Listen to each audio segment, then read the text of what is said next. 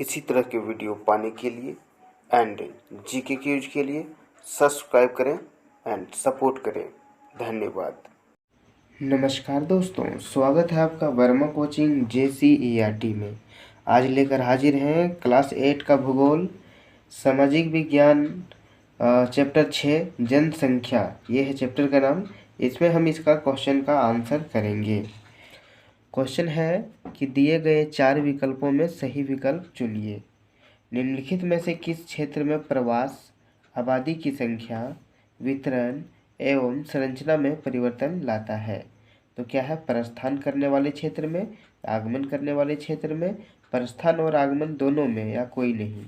तो जनसंख्या परिवर्तन जो है ये प्रस्थान और आगमन दोनों में होता है। ठीक है। जनसंख्या में बच्चों का एक बहुत बड़ा अनुपात निम्नलिखित में से किसका परिणाम है?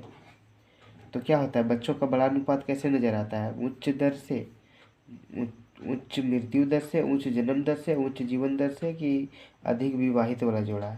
तो बच्चा अधिक उच्च जन्म दर होता है तो बड़ा अनुपात दिखता है। ठीक है।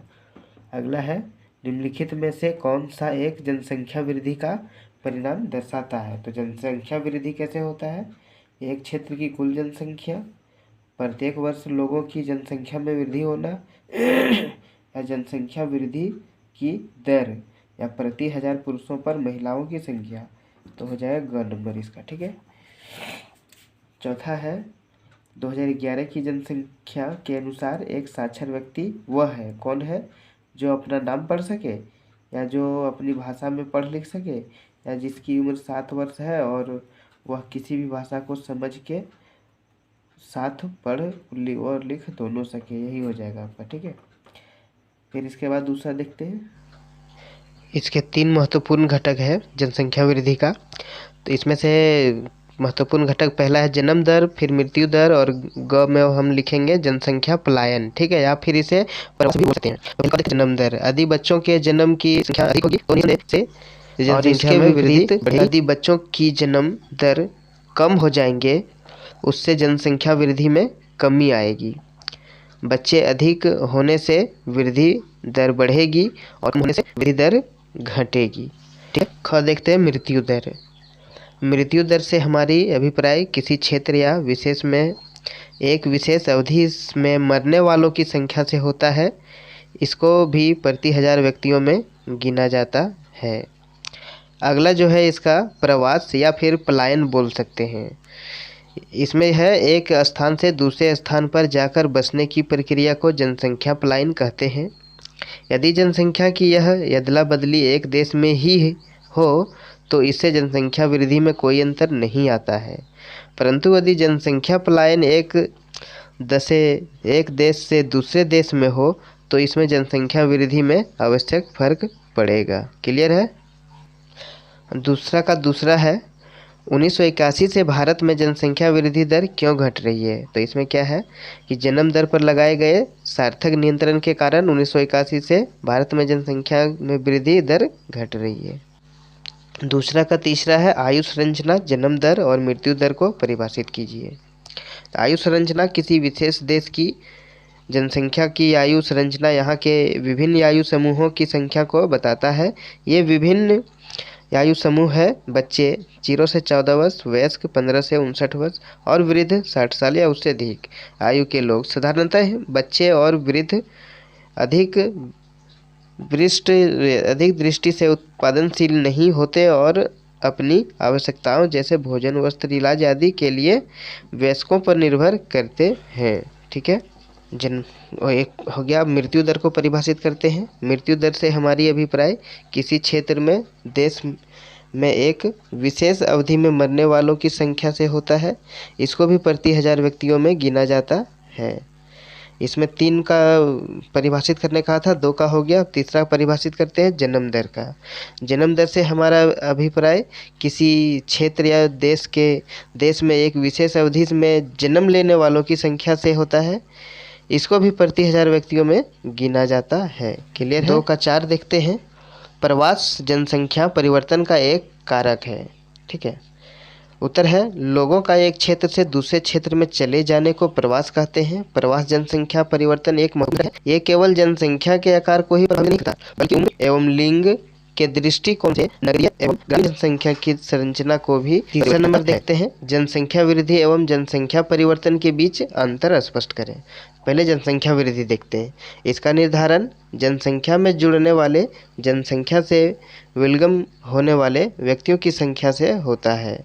ख स्टेप है, जनसंख्या वृद्धि के दो मानदंड विस्तार और वेग हैं। ठीक है, अब जनसंख्या परिवर्तन में देखते हैं। इसका निर्धारण जन्म दर, मृत्यु दर और प्रवास होता है। ख है, उच्च जन्म दर और घटती हुई मृत्यु दर के कारण जनसंख्या में परिवर्तन होता है। अगला स्टेप है, जनसंख्या परिवर्तन धनात्मक या ऋणात्मक में कोई भी देखते हैं हो सकता है। व्यावसायिक संरचना एवं विकास के बीच संबंध। व्यावसायिक संरचना और विकास। व्यावसायिक संरचना और विकास में आपसी संबंध। व्यावसायिक संरचना का विकास पर बहुत गहरा प्रभाव पड़ता है। व्यवसाय प्रायः 4 प्रकार किए जाते हैं, प्राथमिक, द्वितीय, तृतीय और चतुर्थ में बांटा जाता है। प्राथमिक व्यवसाय कृषि, पशुपालन, लकड़ी काटना, मत्स्य ग्रहण आदि आ जाते हैं। द्वितीयक व्यवसाय में सभी प्रकार के निर्माण संबंधी व्यवसाय जैसे चीनी बनाना, कागज बनाना, कपड़ा बनाना आदि व्यवसाय आ जाते हैं। तृतीयक व्यवसाय में यातायात, संचार, बैंक और व्यवसाय आ जाते हैं, जबकि चतुर्थ श्रेणी के व्यवसायों में कुछ विशेष ज्ञान संबंधी व्यवसाय आ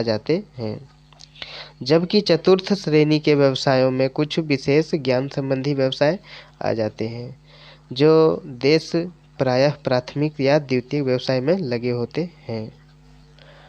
5वां नंबर देखते हैं, स्वस्थ जनसंख्या कैसे लाभकारी है। ठीक है, एक स्वस्थ जनसंख्या किसी भी देश के लिए एक बड़ा वरदान होती है। ऐसे जनसंख्या अनेक प्रकार से बड़ा लाभकारी सिद्ध होती है। यदि जनसंख्या स्वस्थ होगी तो उस देश का दोनों वर्तमान और भविष्य सुरक्षित है। ऐसे स्वस्थ लोग ही देश का विकास ठीक ढंग से कर सकेंगे। दोनों कृषि और उद्योगों के क्षेत्र में देश आगे भी बढ़ जाएगा। ठीक है, ऐसी स्वस्थ जनसंख्या ही राष्ट्रीय आय को बढ़ाने में सक्षम होगी, जिससे हमारे जैसे विकासशील देश भी विकसित देशों में गिनती आने की आशा रखा जा सकता है। एक स्वस्थ जनसंख्या वाले क्षेत्रों में भी अपना नाम कर सकता है और देश के नाम पर 4 चांद लगा सकता है। क्लियर है?